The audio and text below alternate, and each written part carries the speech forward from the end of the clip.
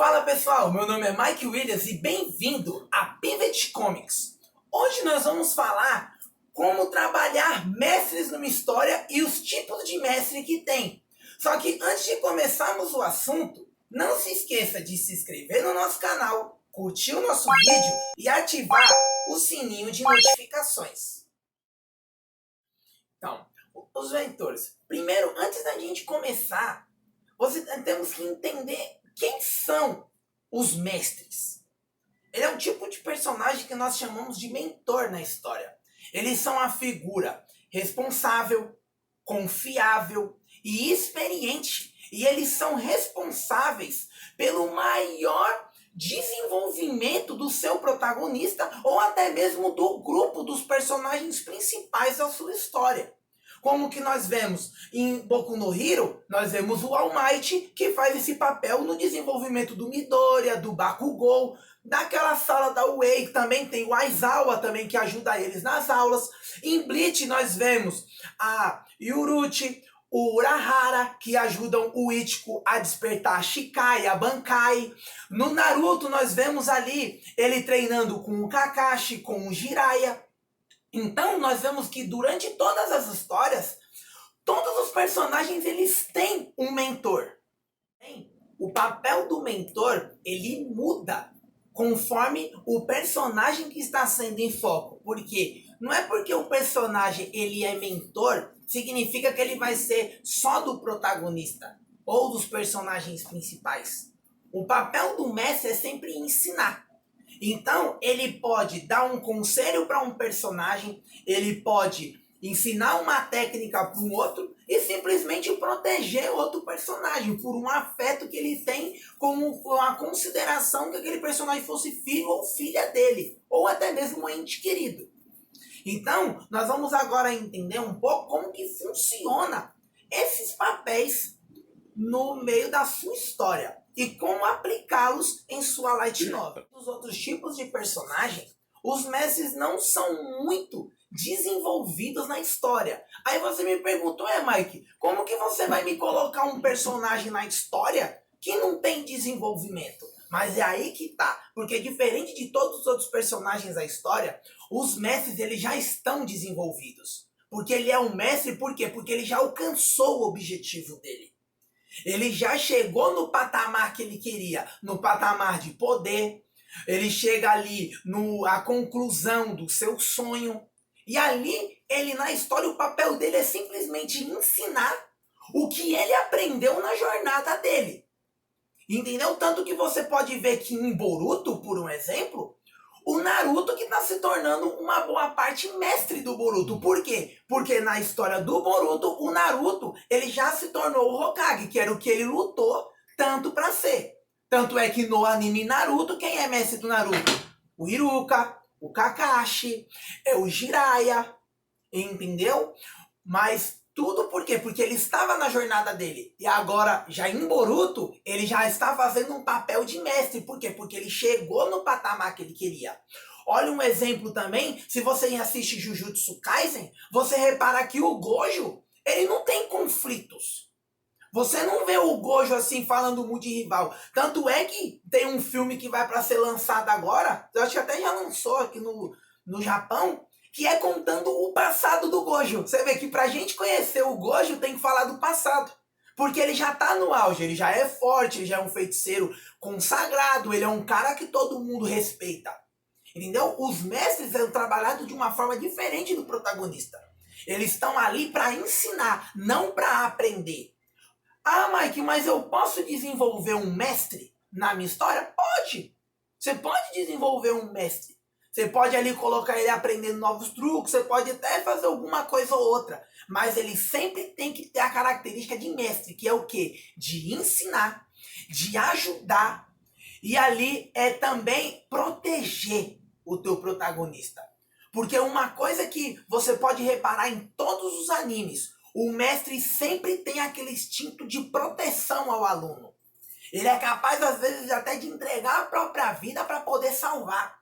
A gente vê isso em Black Clover, quando a gente vê o Yami, que ele sempre aparece no momento que o Asta ele está em perigo. Tanto é que ele fala, ele dá uns cascudos no Asta, dá. Ele xinga o Asta, com certeza. Mas sempre quando ele tá em perigo, você pode ver que o Yami sempre tá ali para ajudar. Seja para poder lutar contra o inimigo ou dar algum conselho. Entendeu? E você vê que mesmo durante todo esse desenvolvimento da história, você vê que o mestre ele é responsável pelo desenvolvimento do aluno, mas ele também vai se tornando menos útil conforme o passar da história. Isso aí é justamente para poder mostrar a independência do protagonista a esse mestre. Tanto é que você vê que o All Might se aposenta, você vê ali que tem animes que o mestre morre para poder salvar o aluno, ou às vezes fica debilitado. Você vê que existem várias dessas situações que acontecem na história, justamente porque a característica do mestre é simplesmente ensinar o protagonista a dar os primeiros passos, para ele poder criar a própria jornada. Tipos de mentores que tem nas histórias. O primeiro tipo é os mentores mestres. Tá. A característica principal dos mentores mestres é eles serem bem mais velhos. E eles são ali, o papel deles é justamente ensinar aos mais novos como batalhar, conselhos de vida, princípios. São aqueles mesmo que são como se fosse aquele vovôzão ancião da tua casa, da tua família, que é aquele vô que tem 100 anos de idade.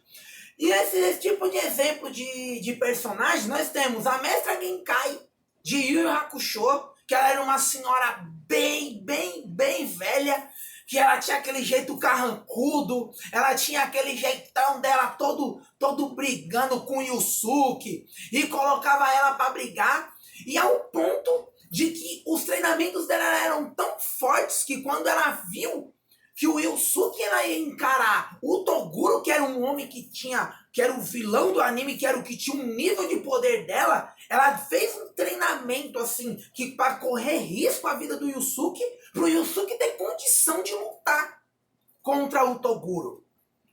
Outro também que se encaixa muito bem nesse papel de mais velho é o Mestre Kami, que ele foi o primeiro mestre do Goku. Foi o que ensinou o Kamehameha, que é uma das técnicas que o Goku usa até hoje, que foi responsável pela maioria, se não foram todas, as vitórias do Goku.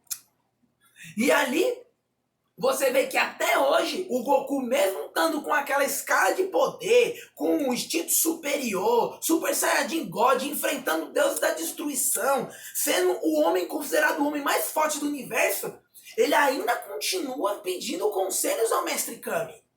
Você vê que até que no Torneio do Poder, para quem você vê que o Goku fez questão de levar o Mestre Kami, porque ele sabia da experiência em batalha e na estratégia e a inteligência que o Mestre Kami tinha. Tanto é que o Mestre Kami se mostrou tão superior aos outros lutadores que ele só foi eliminado porque ele mesmo quis. O Vegeta virou e falou: velho, some, deixa que a gente assume daqui, você já tá muito velho. Ele, tá bom. E saiu. Mas você vê o nível que ele tem. Como também nós podemos ver em Cavaleiro do Zodíaco, nós vemos ali o Doku, que é o Doku de Libra, ou o mestre ancião, o mais chegado.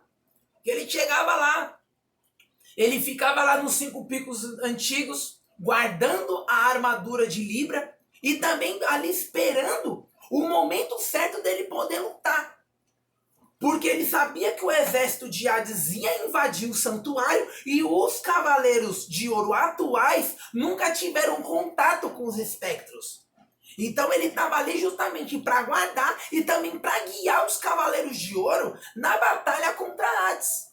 Tanto que ele também ele teve o Shiryu com um filho, que diversas partes do anime ele mostra também esse lado paterno dele. Quando o Shiryu ele usou o último dragão contra o Shura, você vê que ele chorou, porque ele aconselhou o Shiryu a não usar aquela técnica, porque seria a última vez que ele ia usar, porque ele ia morrer.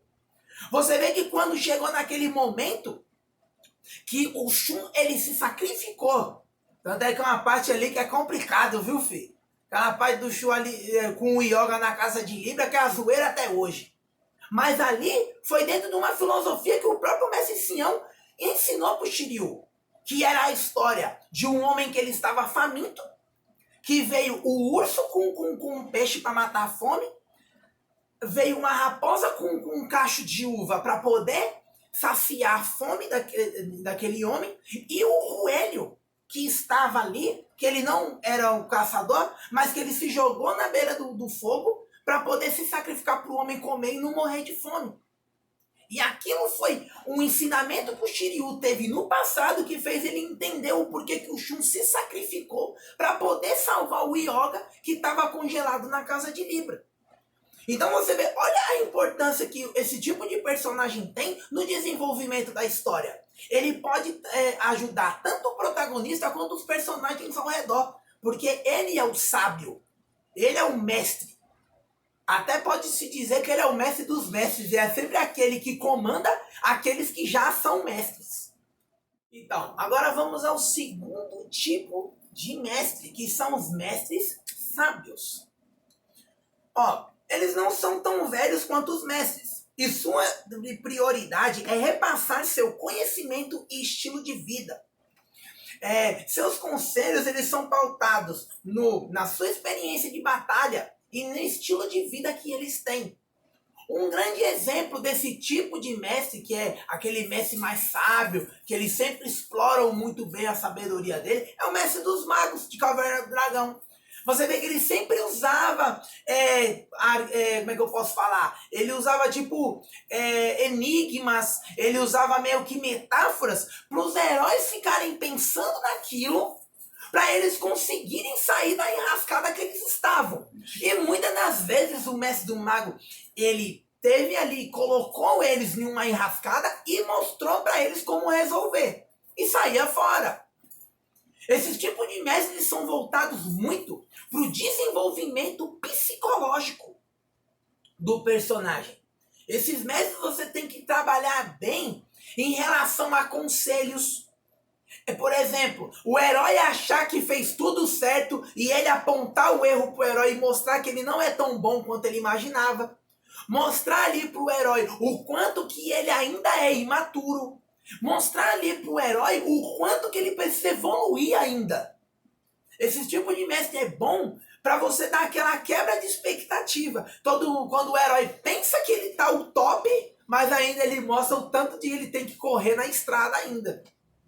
E apesar de que o Mestre do Mago já é um desenho um pouco mais antigo, muitos deles não nasceram na época, mas é a essência, seria bom eles pesquisarem e verem o desenho. Sim, pegar ali o Caverna do Dragão todinho e assistir, porque ele é curtinho, se eu não me engano.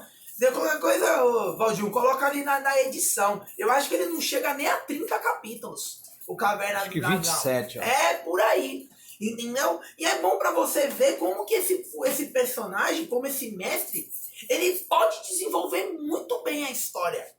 Porque ali, às vezes, é num pequeno conselho e numa pequena pista que esse mestre dá, você pode criar, às vezes, até um arco de personagem em cima disso. Tá bom? Então, esse tipo de personagem é bom justamente para isso, para mostrar o quanto o seu personagem, os seus personagens precisam aprender. Para o próximo tipo de mestre, que são os mestres conselheiros. Os mestres conselheiros é como já fala o nome. A maior arma que eles têm é justamente aconselhar no momento certo. É ele trazer a informação que o protagonista ou que o personagem ali no momento está precisando. Seja para derrotar um inimigo, seja para resolver um problema pessoal, ou até mesmo para poder ali ajudar alguém. Um exemplo desse tipo de mestre conselheiro é o Aizawa, de Boku no Hero, que você pode reparar que ele sempre aparece para poder dar um conselho para o Midoriya em relação à individualidade dele, para ele poder resolver ali aquele problema que ele está tendo, de um poder ser maior e mais forte do que o corpo dele. Tanto é que a gente vê, tem uma fase do anime, logo na primeira temporada, que é quando o Midoriya ele tinha que soltar, jogar uma bola numa distância, só que ali o Aizawa foi e deu um conselho para ele, ó, se você usar o seu poder quebrando o seu corpo, você não vai conseguir continuar numa batalha. No meio de um campo de batalha, você vai precisar do seu corpo para salvar alguém, mas você não vai conseguir. Aí foi quando o Midoriya começou a pensar naquilo que ele falou, que ao invés dele concentrar todo o poder dele no braço para poder arremessar a bola, ele chegou no último momento e usou só na pontinha do dedo. Machucou um pouco, mas ele conseguiu resolver uma parte do problema, mas sem afetar o corpo, que era o grande problema dele naquele momento. Sem maiores danos, né? Sem maiores danos, justamente. E aquela... Sempre que o Midoriya ele tá confuso, ele não sabe como liderar a equipe, ou até mesmo como agir no momento crucial, você pode reparar que sempre o Aizawa ele vai lá, dá uma bronca, dá um puxão de orelha, ou dá ali uma ideia pro Midoriya resolver os problemas. Então, esse tipo de mestre, ele pode ser para qualquer tipo de personagem, porque como ele é conselheiro, todo mundo na vida precisa de conselho. Ele pode aconselhar um outro mestre, esse mestre conselheiro, ele pode ser um mestre conselheiro pro vilão, como mesmo em Boku no Hero. Por exemplo, o Alforone, ele dá poder pro Shigaraki, mas ele aconselha como é que ele deve agir, que ele tem que ter um ideal. Lembra quando, naquela fase que o Sten apareceu, que ele começou a roubar os holofotes pela ideologia dele? O Alforone falou, sabe por que você ainda não é considerado o número 1 dos vilões? Porque você não tem uma ideologia forte como o Sten tem. Você ali, há muitos momentos ali com poder destrutivo, o Alforone falava para ele, ó Shigaraki, você precisa ter um grupo. Quando ali o Shigaraki conheceu aquele cara que tinha o bico tucano, o Alforone falou para ele, olha Shigaraki, você tem que ter um plano tão bem bolado quanto esse cara tem, para você se tornar um vilão poderoso, um vilão grande. Então, você pode usar para os dois lados, porque conselho todos os personagens podem ter para poder desenvolver. Aí é conforme como você vai trabalhar na história. Aí, meu amigo, é teu critério. Então, agora nós vamos ali a mais um tipo de mestre, que são os mestres parceiros. É como diz o próprio nome, eles são mais amigáveis, geralmente são mestres mais jovens, como o Gojo de Jujutsu Kaisen, como o Yami de Black Clover. E esse tipo de mestre, eles são engraçados porque eles costumam a ser mais amigáveis, eles brincam mais, eles tiram a onda dos seus pupilos, mas eles têm uma característica que é o quê? Eles sempre se identificam com seus discípulos, ou seja, pelo jeito que eles são, ou pelo que eles já passaram. Então eles têm esse lado de identificação que aproxima eles dos discípulos. Então eles são mais pai do que propriamente dito mestres. Eles ensinam novas técnicas? Ensinam. Eles dão conselho? Dão. Mas o intuito mesmo, a principal característica deles é a proteção. É a amizade e a aproximação que ele tem dos discípulos. Geralmente esse tipo de mestre é aquele que participa da aventura junto com o herói. Porque eles estão ali como parceiro, estão ali como amigos. E quando o herói precisa, ou o grupo precisa dele, ele está sempre ali pronto para acolher. Geralmente são aqueles mestres que geralmente morrem na história para proteger um dos seus discípulos. Então, esses tipos de mestres, eles têm essas características físicas. Eles são mais jovens, eles são mais descolados. Geralmente eles têm uma pegada mais voltada para a comédia, por eles serem mais amigos e tal. Mas eles também têm esse lado paizão. São aqueles que, tipo, dá um presente pro protagonista, dá alguma coisa para poder lembrar dele. Vamos dizer assim, vamos dizer que um mestre assim, amigo, é como o Shanks com o Luffy. Que ele deu ali o chapéu de palha e falou, ó, quando você tiver forte, você me devolve. E o Luffy faz de tudo. Você mexe com o inferno, mas não mexe com aquele chapéu de palha dele. Se mexer com o chapéu de palha dele, meu amigo, o bicho fica um cão. Entendeu? Então, esses são o tipo de características que esses tipos de mestre têm. Que eles são aquela pegada mais paisão. Então, se você gostou desse conteúdo, curta aqui o nosso vídeo. Não se esqueça de se inscrever no nosso canal, ativar o sininho de notificações. E não esqueçam que toda quinta e sábado, às 8 horas da noite, nós fazemos lives aqui no YouTube. Vocês respondendo dicas, respondendo ali as perguntas que vocês costumam fazer. E os vídeos agora a gente vai estar sempre procurando postar aos sábados, às segunda-feiras, 2 horas da tarde, tá bom? Então fique com Deus e até o próximo vídeo.